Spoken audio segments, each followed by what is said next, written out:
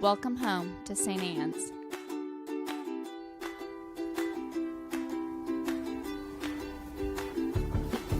Please be seated. That you're welcome to Woo! join us at 10 a.m. on Sundays.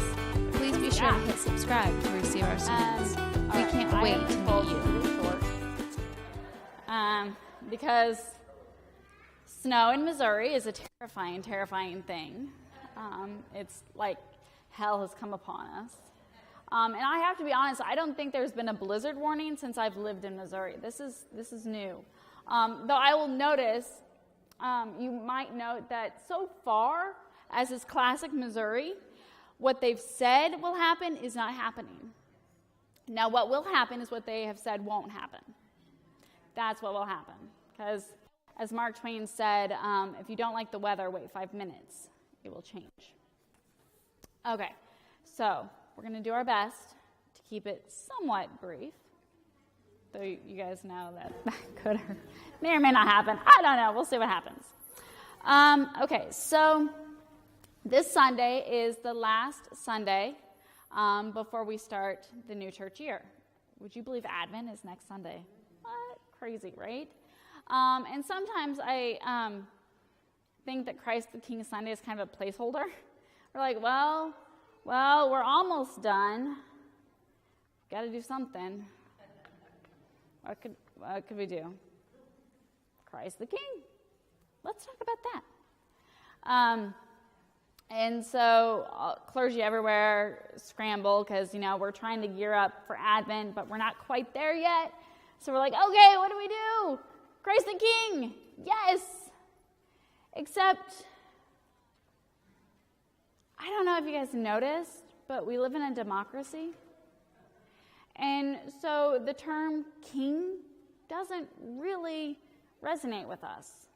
But we're going to try it anyway. And it's ironic. It's so ironic. And here's why Christ the King is ironic.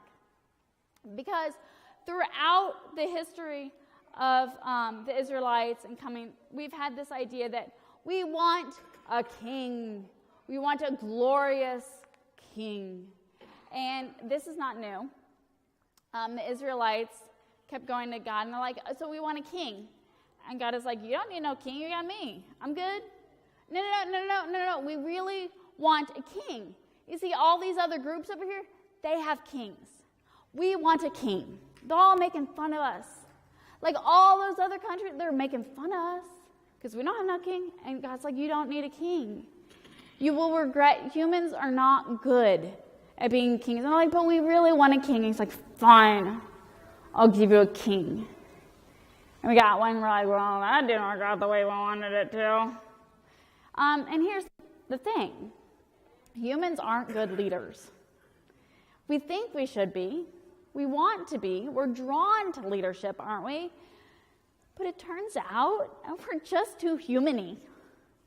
And we really, really get caught in our own egos and our own glory and all of our own stuff. And so we're really not terribly good at leading things. We make terrible kings. We make awful, terrible kings. And it doesn't matter how many times God comes to us. It's like, guys, you don't need one. You got this. You've got me. We're like, no, we really want one, though.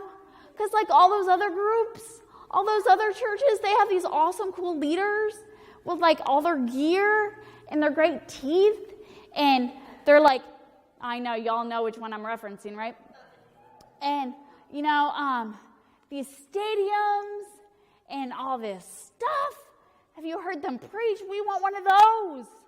And God's like, you don't need one of those. You have me. And we're like, but we really want one of those. And so I think there's an irony in Christ the King, because here's the deal. We have one of those. We have the best one of those. We have God and we have Christ. And frankly, all that other stuff doesn't even come close to comparing to what we really, truly have. And so it's ironic.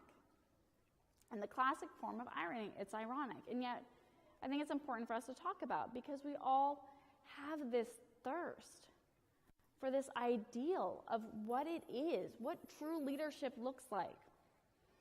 And so because the term king doesn't really speak to us in our context, I think we should use the term leadership instead.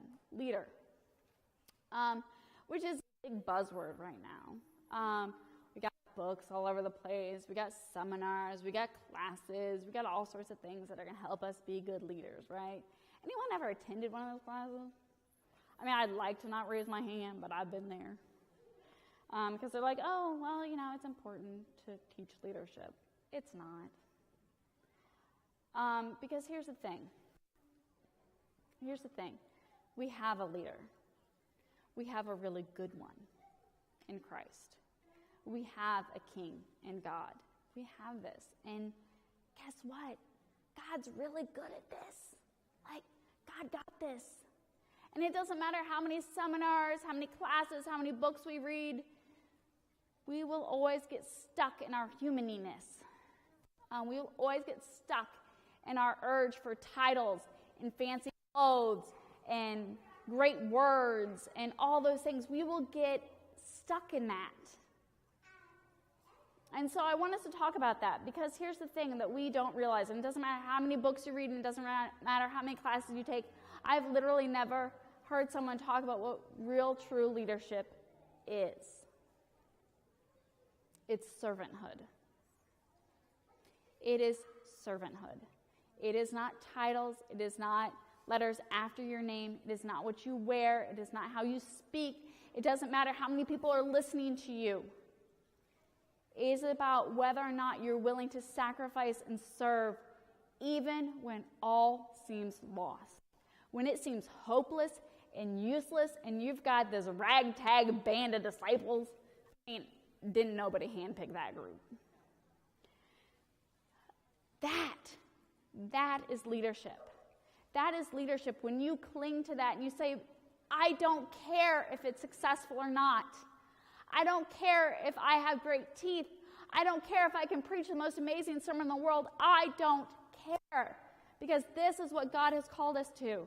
This group of ragtag, hopeless individuals, and this mission that is pointless.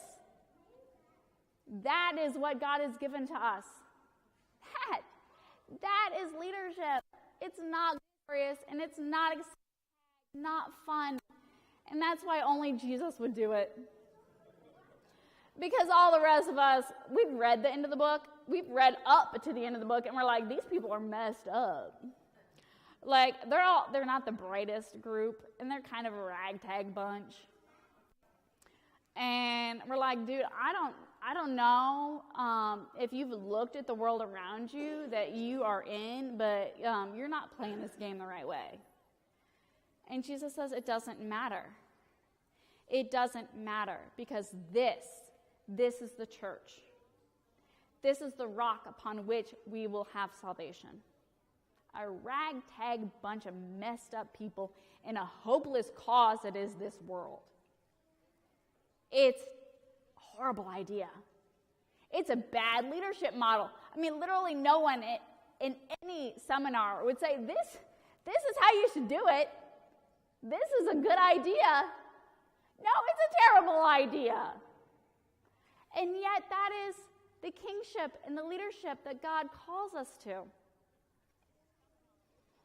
So as we get stuck in our stuff, in our humaniness, remember, we're hopeless.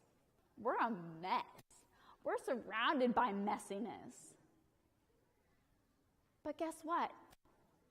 We have an amazing leader. We have an incredible king. We don't need all that other stuff, because we have been called and equipped as we are to do what we are called to do. King? We don't need no king. We got Christ.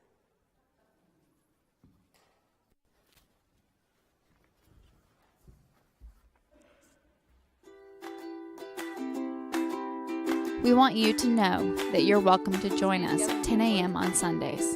Please be sure to hit subscribe to receive our sermons. We can't wait to meet you.